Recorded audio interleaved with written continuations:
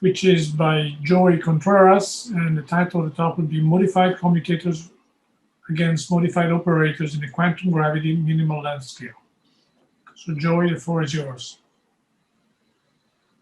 Hello, everybody. Good morning for me, because it is 8 a.m. where I currently am right now. Let me do this screen share. Okay. So, hello. My name is Joey Contreras. I am a grad student at Fresno State University in California. Today, I'm going to be presenting research performed by myself, another colleague, Jae-Yong Lee, and then professors Dr. Bishop and Dr. Singleton with the Physics and Mathematics department. So, modified commutators versus modified operators in a quantum gravity minimal length scale. So, generic models of quantum gravity tend to predict minimal length, or a maximum possible resolution of the wave function. And the existence of this minimal length tends to imply photon dispersion, which is this phenomena where photons of different energies will actually exhibit different velocities as they travel through the medium of space-time. Such generic theories, like one proposed by Kempf-Mano-Mangano, propose the following modified energy momentum relation for photons, where this is the E equals mc squared pc squared p squared c squared thing, but they of course add a correction factor or function which depends on the energy ratio with quantum gravity. And the quantum gravity energy is by convention set to the Planck scale, so about 10 to the 19 GeV. Going through some mathematics, they Taylor expand this function that they've added, and they ignore the higher order term. So this is the first order approximation that they did. And in their math, they found the photon dispersion mentioned earlier, where photons of different energies are predicted to have different velocities. We see here the expected value of c, and then the correction factor with, again, the ratio of energy, and then this parameter zeta, which really just depends on whatever particular model of quantum gravity that you are using. And so with theories like this, the question rises, how would we even test for this? Gamma ray bursts are a perfect candidate.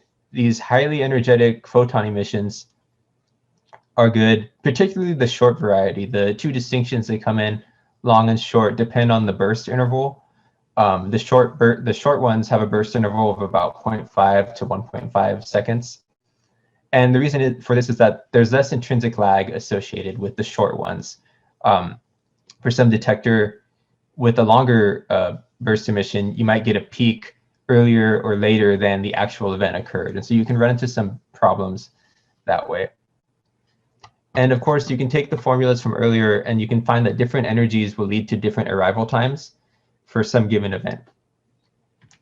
One in particular was GRB 090510. This was detected by scientists working with the Fermi telescope in 2009.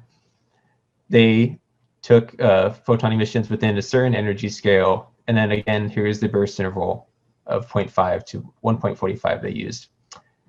Using the formulas predicted by Kempf-Mano-Mangano, they found certain constraints on the energy scales, and they found these to be 1.6 times the Planck energy. Depending on whether they used conservative estimates or not, they had at times found the energy to be 102 times the Planck energy. And this isn't really what the expected result would be. We expect to see effects of quantum gravity well before reaching the Planck scale, and not well after. And so with generic models, observational data doesn't really show the kind of dispersion implied by Kempf-Mano-Mangano. And so it raises the question, is space-time smooth? Is there no such thing as a minimal length scale after all? And so if we want to retcon or say minimal length, it would appear that a new approach is required, or at least a modification. And this is where our research comes in. We introduced new forms of the modified momentum operators, and here are two such choices, not that one is more special than another, of a hyperbolic tangent or inverse tangent. And the reason we introduce these forms is because they have bounds. at high momenta, as p goes to infinity, they have bounds of plus or minus p naught. And then at low p, they actually just reduce to the standard momentum operators. And this becomes important for a variety of reasons. One such reason is that the modified momentum will lead to modified energies in the energy-momentum relationship. So here's the standard one that's followed by convention. And for the photons in particular, where this m squared c to the fourth term drops off, the energy expressions then become the following, where here is the corresponding modified energy for hyperbolic tangent, and here is the corresponding modified energy for arctangent. Now, this is important because if you go through and check for this dispersion relation or phenomena that we alluded to earlier, you'll find that the photons should arrive at the same time. There actually is no such dispersion where the photons will experience different velocities depending on their energies. And this is good because now this avoids the constraints found in observational data with regard to GRBs. And so that's fine and dandy, but is there still a minimal length scale? You know, that was the point of all this tomfoolery. So if we look at the Heisenberg uncertainty principle, this is the standard one. You know, nothing strange here. With standard position and momenta operators, we see that as the uncertainty in momenta goes to infinity, we expect the uncertainty in position to drop to 0. And so there's no minimal length scale in the standard Heisenberg uncertainty principle, which would suggest that we would need to modify things just a little bit.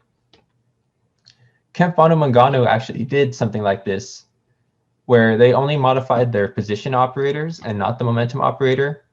And it led to this extra term beta. And they actually did get a minimal length, but it was at a local minima as shown in the following graph.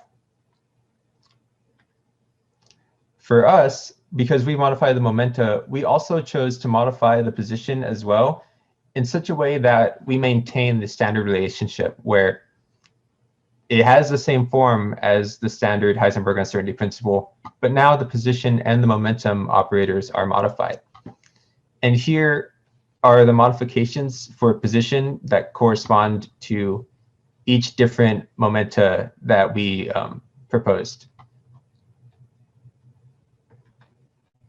So when the momentum reaches its maximum value, because if you recall from earlier, the hyperbolic tangent and the arctangent we proposed do have bounds as the momenta gets higher and higher.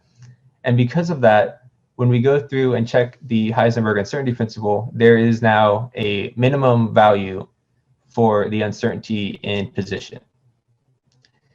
And so minimal length is still apparent in this model, and there is no conflict with observational data. This sidesteps the constraints, if you will. And so in conclusion, there's a way to use modified operators where you don't lead to any photon dispersion and thus are consistent with observational data. You can still have theories that predict a minimal length this way. And so I guess the main thing would be to say, if you want minimal length in a theory, it would appear, at least to us, that modified operators are a preferable approach to quantum gravity in current models. Thank you. Okay, thank you, Joy, for this interesting presentation. We have time for questions. I don't see any. Therefore, I think we can thank Joy again. And actually, we'd like, since you are the last speaker, to thank all the speakers in today's session. And we can define the session to be over now. So thank you, everybody. Thank you to you, Paolo, and thank you to all the participants. Thank you very much, everyone, for your time and your presentations. Very interesting. This kind of brings the live sessions of the conference to a close. But I remind everyone that the submissions are still available on the website for you to browse through them and comment and discuss with the authors. So please don't hesitate to do that. And I wish you all a very pleasant weekend and take care, everyone. Okay, thank you to you, Charlotte. Bye-bye. Bye.